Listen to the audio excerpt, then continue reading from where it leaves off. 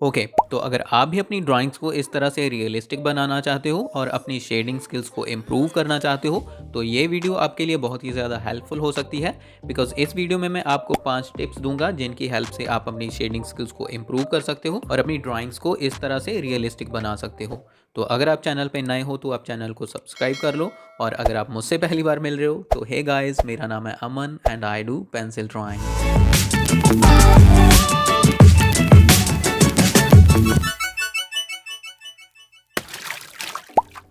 First tip है pencil के strokes की डायरेक्शन से रिलेटेड। बहुत सारे बिगिनर्स जब फेस के किसी भी पार्ट में शेडिंग करते हैं तो वो हर एक पार्ट में एक ही डायरेक्शन में शेडिंग करते रहते हैं। जैसे कि अगर वो इस नोज के पार्ट में शेडिंग करेंगे तो वो पूरी नोज में इस तरह से एक ही डायरेक्शन में शेडिंग करते रहते हैं, और इसी वजह से नोज बहुत ही ज्यादा फ्लैट नजर आने लगती है। चाहे आप उसमें अलग अलग वैल्यूज भी ऐड कर दो तो भी उसमें वो डेप्थ बिल्कुल भी सही तरीके से नजर नहीं आती, और जो एक 3D फॉर्म का इल्यूजन क्रिएट होना चाहिए वो भी क्रिएट नहीं हो पाता। एग्जाम्पल के लिए अगर आप इन दोनों सर्कल्स को देखो तो इनमें से एक को हम एक कॉइन की तरह ड्रॉ करेंगे और दूसरे को एक बॉल की तरह ड्रॉ करेंगे। कॉइन और बॉल में जो बेसिक डिफरेंस है वो है इनकी 3D फॉर्म। कॉइन बिल्कुल ही फ्लैट होता है बट बॉल एक स्फीयर होती है जिसमें आपको डेप्थ नजर आएगी। तो इन दोनों में जब हम शेडिंग करेंगे तो पेंसिल के स्ट्रोक्स की डायरेक्शन में भी डिफरेंस होगा। कॉइन की ड्राइंग में हम इस तरह से बिल्कुल स्ट्रेट स्ट्रोक्स के साथ शेडिंग कर सकते हैं बिकॉज हमें इसकी सरफेस को बिल्कुल फ्लैट दिखाना है, बट बॉल की ड्राइंग में हमें इसकी 3D फॉर्म के अकॉर्डिंगली ही इसकी आउटलाइन की डायरेक्शन में ही पेंसिल के स्ट्रोक्स की डायरेक्शन को चेंज करना होगा। इस तरह से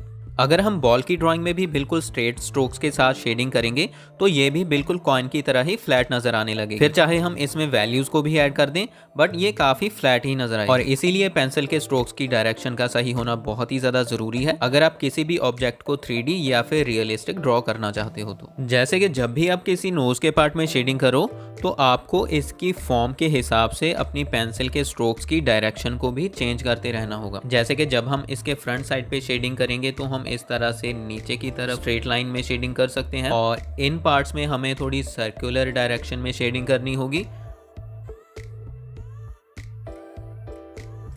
और नीचे की तरफ भी हमें डायरेक्शन को चेंज करते रहना होगा, और साइड्स पे भी हमें अलग डायरेक्शन में ही शेडिंग करनी होगी। तो आप पूरी नोज में एक ही डायरेक्शन में शेडिंग नहीं कर सकते, आपको इसकी फॉर्म के अकॉर्डिंग हर जगह पे अलग डायरेक्शन में शेडिंग करनी होगी अगर आप इसे रियलिस्टिक दिखाना चाहते हो तो। और नोज की तरह ही फेस के बाकी के पार्ट्स में भी आपको पहले उसकी फॉर्म को समझना होगा और उसी के हिसाब से पेंसिल के स्ट्रोक्स की डायरेक्शन को भी चेंज करते रहना होगा।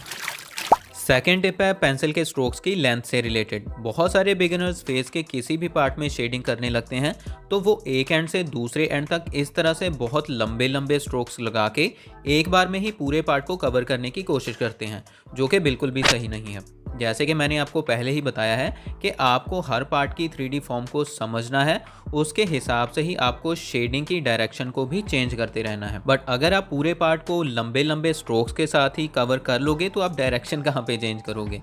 जैसे कि फोरहेड में यहाँ पे साइड्स की तरफ ये कर्व होता है और यहाँ पे आपको डायरेक्शन को इस तरह से चेंज करना होगा। सामने की तरफ फ्लैट होता है तो वहाँ पे आप सीधी डायरेक्शन में शेडिंग कर सकते हो, और इसी तरह से आपको फोरहेड में भी डायरेक्शन को चेंज करके ही शेडिंग करनी होगी। आप पूरे फोरहेड के पार्ट को बिल्कुल स्ट्रेट लाइंस के साथ शेडिंग करके कवर नहीं कर सकते।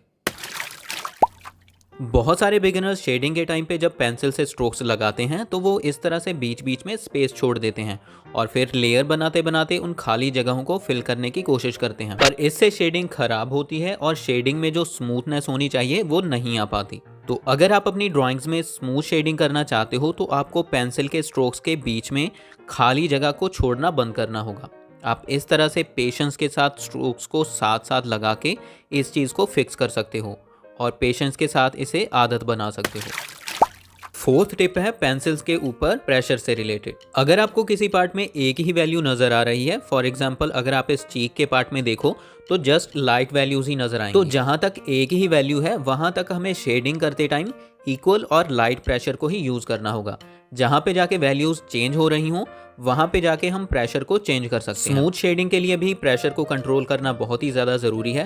अगर आप कहीं पे प्रेशर को बढ़ा दोगे, कहीं पे प्रेशर को कम कर दोगे तो भी शेडिंग खराब हो। इस चीज को फिक्स करने के लिए आपको अपनी पेंसिल को यूज करते टाइम उनके ऊपर प्रेशर को कंट्रोल करना सीखना होगा।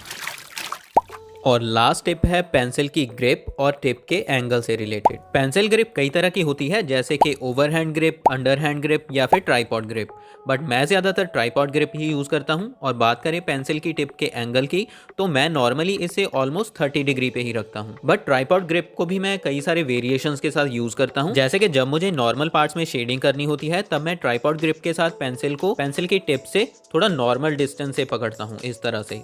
और जहाँ पे मुझे शार्प लाइंस को ड्रॉ करना होता है या फिर बहुत ही छोटे पार्ट्स में शेडिंग करनी होती है, तब मैं ट्राइपॉड ग्रिप के साथ पेंसिल को टिप के थोड़ा और पास से पकड़ता हूँ, इस तरह से।